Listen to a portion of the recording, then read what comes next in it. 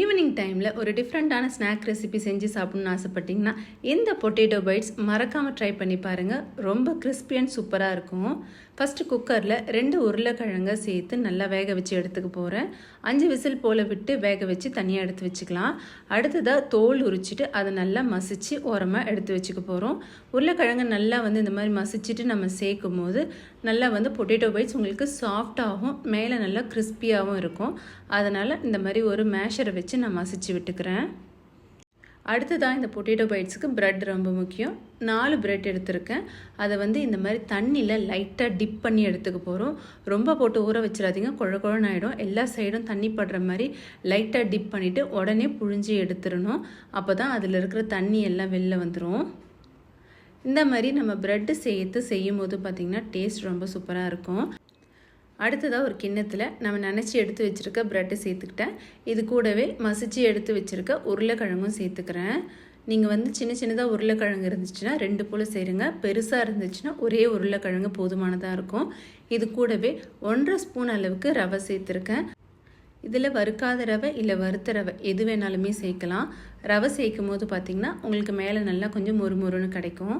அடுத்ததாக இது கூட அரிசி மாவு சேர்க்க போகிறேன். அரிசி மாவு 1 ஸ்பூன்லேருந்து 1.5 ஸ்பூன் அளவுக்கு சேர்த்துக்கலாம். இது கூடவே தேவையான அளவு உப்பு இதிலே சேர்த்துக்கோங்க. உப்பு கடைசியாக இது ரெண்டுலாம் ரெடி பண்ணிவிட்டு ஒரு முறை செக் பண்ணி பார்த்துட்டும் சேர்த்துக்கலாம். கொஞ்சமாக மஞ்சத்தூள் சேர்த்துக்கிறேன், ஒரு 1/4 டீஸ்பூன் அளவுக்கு. அடுத்ததாக காரத்துக்கு மிளகாய்த்தூள் சேர்த்துருக்கேன். தனி மிளகாய்த்தூள் இருந்தால் அதையும் சேர்த்துக்கலாம். எல்லாத்தையும் சேர்த்துட்டு நல்லா ஃபஸ்ட்டு ஸ்பூனால் எல்லாத்தையும் ஒன்றோடு ஒன்று கலந்து விட்டுக்கலாம். அடுத்ததான் நல்லா கை வச்சு நம்ம நல்லா மாவு போல் பிசைஞ்சு ரெடி பண்ண போகிறோம். அப்போ தான் பொட்டேட்டோ பைட்ஸ் நம்ம போடும்போது நல்லாயிருக்கும். இந்த பொட்டேட்டோ பைட்ஸ் ரெசிபி பார்த்திங்கன்னா உருளைக்கிழங்கு வேக வைக்கிறதுக்கு மட்டும்தாங்க டைம்.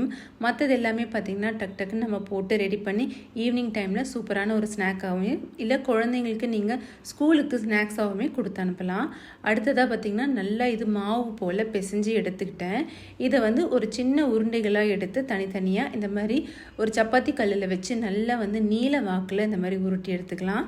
இல்லை உங்களுக்கு வேறு ஏதாவது ஷேப் வேணுனாலும் நீங்கள் அதுக்கேற்ற மாதிரி ட்ரை பண்ணிக்கலாம். இப்போது ஒரு உருண்டையை நல்லா இந்த மாதிரி நீட்டாக உருட்டிக்கலாம். ரொம்ப தடிமனாகவும் இல்லாமல் ரொம்ப மெலிசாகவும் இல்லாமல் மீடியமாக வச்சு நம்ம இந்த மாதிரி உருட்டி எடுத்துக்க போகிறோம்.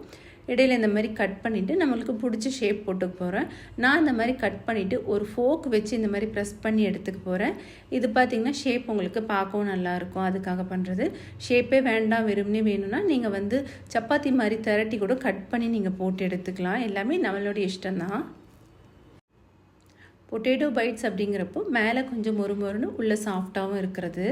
அடுத்ததாக பேனில் எண்ணெய் நல்லா சூடு பண்ணி எடுத்துருக்கேன். எண்ணெய் நல்லா காஞ்சதுக்கப்புறம் மீடியம் ஃப்ளேமில் வச்சுட்டு நல்லா ஒன்றோடு ஒன்று போட்டு பொரித்து எடுத்துக்க போகிறோம். போட்டதுமே கலரி கொடுக்காதீங்க.